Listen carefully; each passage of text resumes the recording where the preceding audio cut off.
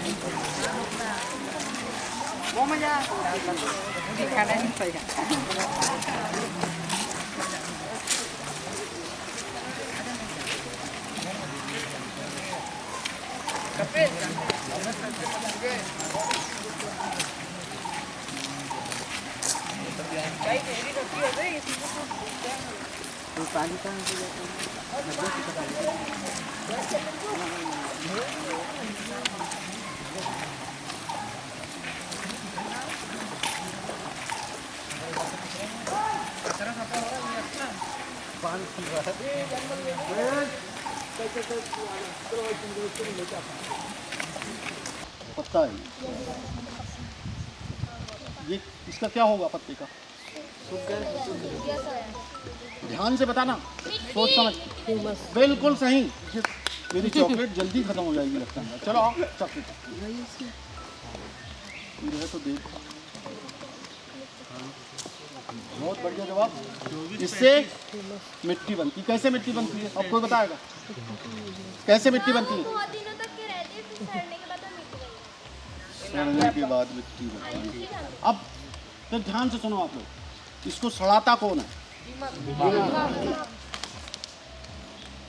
दीमक सड़ाती नहीं है, किसको खाती है ना? दीमक इसको भी खा ले। कंपाउंड बोलते हैं इसको। क्या होता है? सेलुलोज। सेलुलोज होता है ना, तो सेलुलोज को पचाने का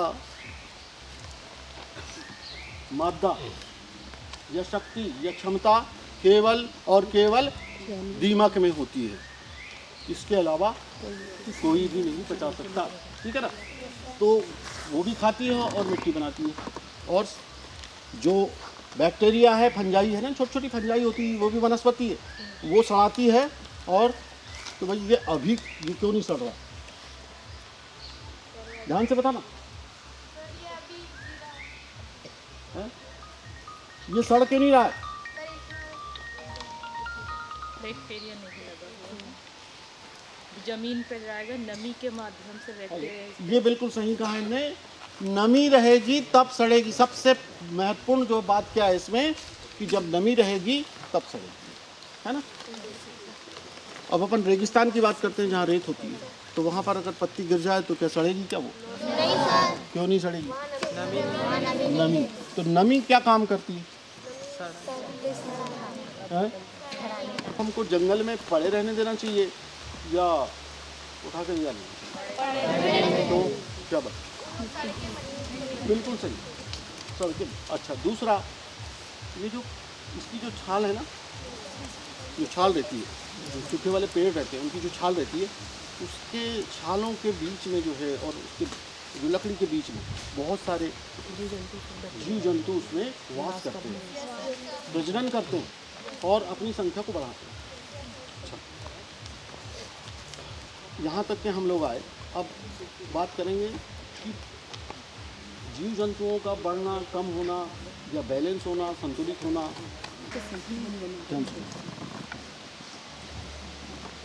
नहीं मालूम। ठीक है ना? तो ये थोड़ा सा इकोसिस्टम बड़ा थोड़ा सा कठिन शब्द लगता है। ये पारिस्थितिकी तंत्र भी कठिन लगता है। ये हम आप लोगों से ज़्यादा मतलब जोर दिमाग पे ना आए आप लोगों को, है ना? और समझ में ना आए ऐसी चीज़ नहीं बताते, है ना? अब सरल भाषा में बताते हैं इसको हम कैसे। दुनिया में सारे जो जीव जंतु है और वनस्पति है, उनका जीवन कैसे चलता है ये बताओ आप।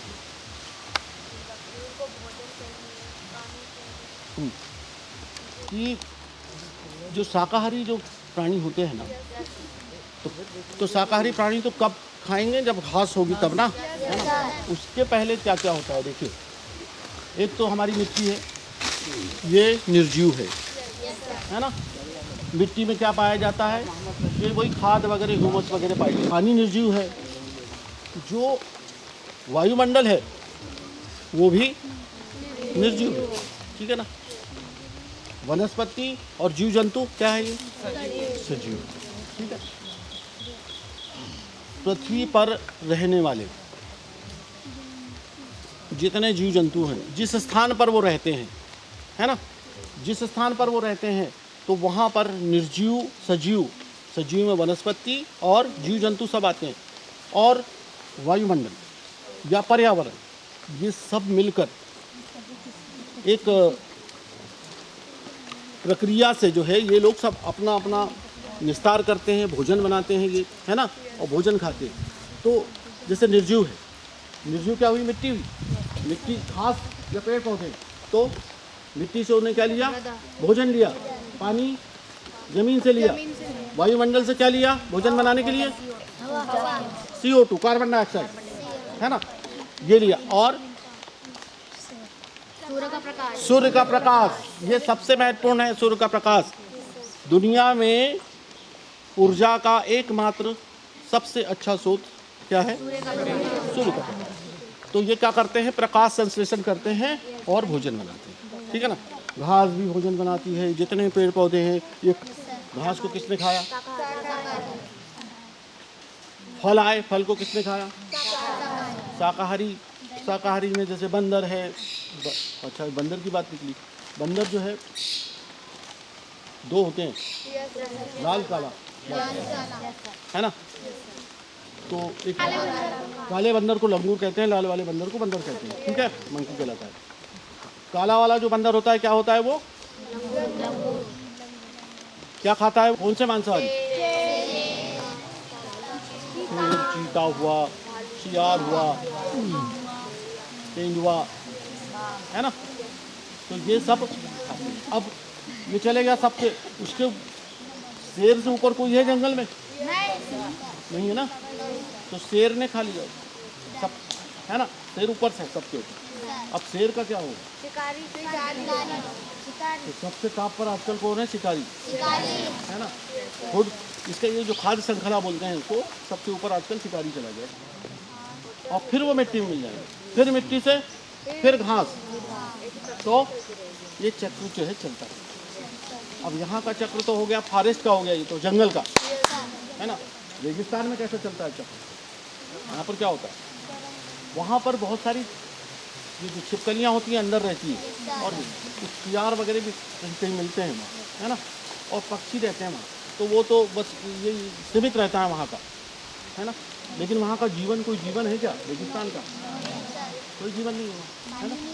तो वहाँ पर ये चैन जो है, फूड चैन या खाद्य श्रृंखला, ये आधी अधूरी रहती। जल और थल में अलग अलग चलते हैं, अब ध्यान से सुनने वाली बात है, बिल्कुल सरल भाषा में बता रहा हूँ मैं। तो जल और थल में ये अलग अलग चलते हैं। ज़मीन में तो मैंने बताया आपको। अब बगीचे में क्या, हमारा गार्डन है, बगीचा है, तो उसमें क्या कैसे चलेगा जीवन चक्र, उसमें भी वही है, फूल होंगे, फूल में कीट आएंगे, इल्ली आएगी, उसको फल वल हम खा लेंगे, या मतलब और भी दूसरे पक्षी, फिर पक्षी फल खाएंगे, कीड़ों को भी खाएंगे। और सबसे टॉप पे कौन चला गया, वहाँ पर भी ये इस नदी में भी चलता है जीवन चक्र। तो यहाँ पर क्या होगा बताइए, कैसा कैसा, ये इकाई वगैरह को बताना चाह रहा हूँ कि जो हम ऑक्सीजन लेते हैं ना, तो उसकी जो 80% ऑक्सीजन है, 70 से 80% जो ऑक्सीजन है जो दुनिया में मतलब जो उत्पादित होती है, वो केवल पानी के 70-80% जो है पानी से होती है, समुद्र से और जहाँ जहाँ पानी। तो कौन बनाता है ये सब, पूरी नीचे काई वगैरह जो रहती है ना। तो वहाँ समुद्र में कौन है सबसे टॉप पे, बड़ी सब। अब अपन बात कर रहे हैं ऑक्सीजन की,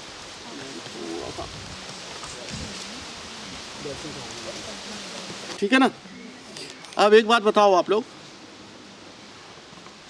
ये कौन बनाता है जाला, क्यों बनाती है भाई,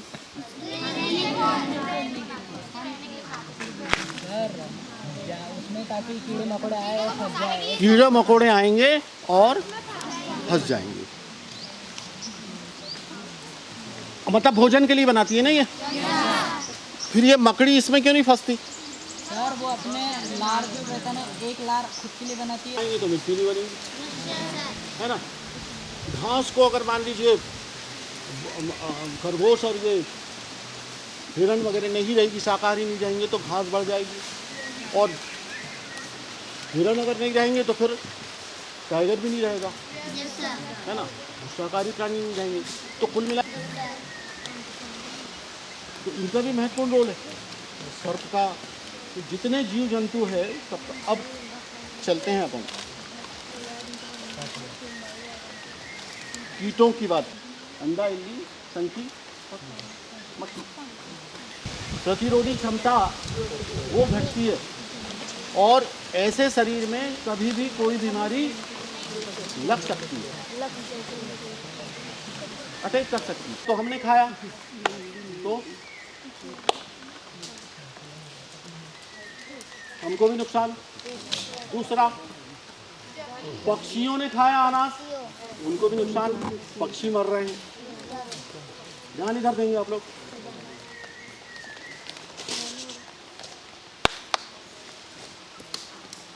पक्षी ने कीटों को खाया तो नुकसान। प्रकृति ने कीटों की कीट अगर ज़्यादा होते हैं, मतलब अति होती है, तो उसके लिए क्या किया है, क्या व्यवस्था की प्रकृति? सब सारे बहुत सारे पक्षी खाते हैं, तो उनको संतुलित करने के लिए पक्षी बनाए हैं कीटों। तो कीटों को हम मतलब जो है अगर इस तरह से मारेंगे तो क्या हो रहा है? अब कीटों का जो रोल है, कीटों का नर फ्लावर से परागकण को मादा फ्लावर तक पहुंचाना। अगर ये नहीं रहेंगे तो परागण कितने प्रकार के होते हैं? हवा से भी होते हैं, और तो हवा से कम होते हैं, स्वपरागण भी होता है, और दूसरा यानी जितनी वनस्पतियां हैं, नोट कर लो आप, दुनिया में जितनी वनस्पतियां हैं उनमें परागण, पॉलिनेशन जो है 75% कीटों के द्वारा किया जाता है। 75% कर देता हूँ।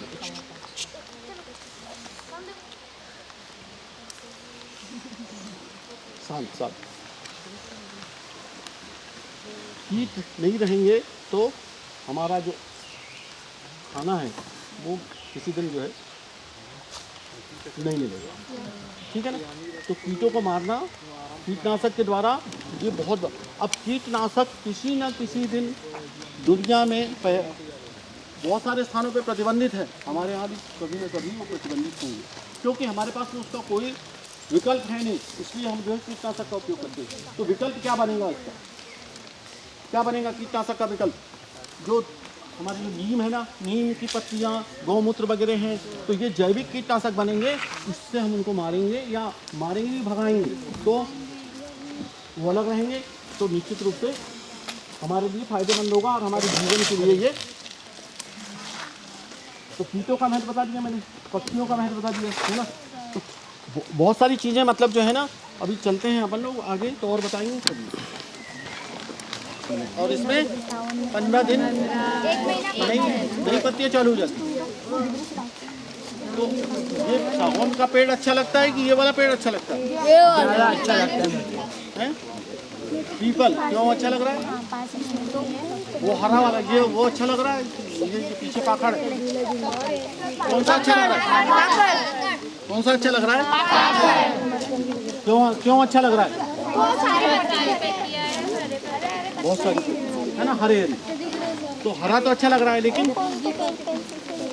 अरे आवाज मत करो। ये पत्तियां हरी हरी है तो वो तो आँख को अच्छी लग रही है, लेकिन और क्या है इसका? ये उपयोगी है कि ये उपयोगी है? सागौन उपयोगी है या ये उपयोगी है?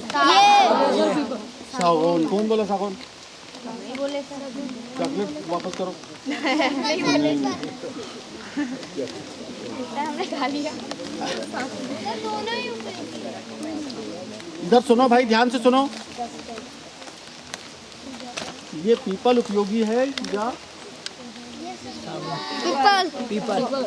देखिए सागौन क्या करता है हमारे लिए, वो फर्नीचर बनाता है। तो वहाँ पर घास भी बहुत मुश्किल से होती है। जहाँ सागौन के पूरे जंगल है ना, उन जंगलों में घास भी नहीं हो पाती, दूसरे जीव जंतु भी नहीं हो पाते, ठीक है ना। जो सड़ाने वाले हैं और भी जो दूसरे क्रियाएँ करते हैं वो भी नहीं हो पाते। तो सागौन का झाड़ जो है, और फिर उसके बाद में क्या है कि इसमें नीम पक्षी खाते हैं और फैला देते हैं जड़, अपने बिस्तर के साथ निकालते हैं, वहीं उग जाती हो। इस तरह से ये भी ऐसा ही है ना। अब एक और सबसे महत्वपूर्ण इसमें बड़ा अजीबो गरीब वो दिख रहा है, इसमें देखिए ये यहाँ से ये कहाँ, ये बीच में क्या दिख रहा है, पलाश। कोई बता सकता है कि हुआ क्या होगा? 24 घंटे कोई भी पेड़ ऑक्सीजन नहीं देता, क्यों नहीं देता? जवाब देना है। रात के समय ऑक्सीजन ज़्यादा नहीं, मैं चूड़ियों में जो सरंज रहते हैं ना, जिससे वो कार्बन डाइऑक्साइड वगैरह लेते हैं, ऑक्सीजन छोड़ते हैं, तो वो क्या करते हैं, और पानी भी छोड़ते हैं, वाष्पोत्सर्जन होता ना, तो पानी के वाष्पोत्सर्जन को कम करने के लिए वो क्या करते हैं कि दिन में अपने स्टोमेटा बोलते हैं उनको, रंध्र जो होते हैं उनको बंद कर देते हैं, है ना। फोटो से प्रकाश तो रात में नहीं, ऑक्सीजन छोड़ते हैं, ठीक है ना। तो ये जो हरे रहेंगे वो ऑक्सीजन हमेशा देंगे। तो हमारे गांव के आसपास ज़्यादातर पेड़ कौन से होना चाहिए? कौन से? पीपल, बरगद, है ना। अब इसमें इनका जो फल देखा है क्या आपने?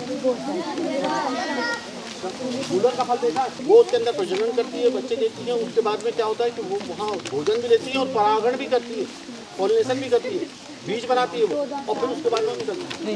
नर और मादा दो होती है ना उसमें, तो नर छेद करता है, लेकिन वो छेद, इसको ध्यान से सुनना, मैं पूछूंगा कि नर जो छेद करता है उसमें, तो उसकी जो पंख होते हैं ना, उसके पंख टूट जाते हैं और वो फिर निकलता है बाहर, तो मर जाता है।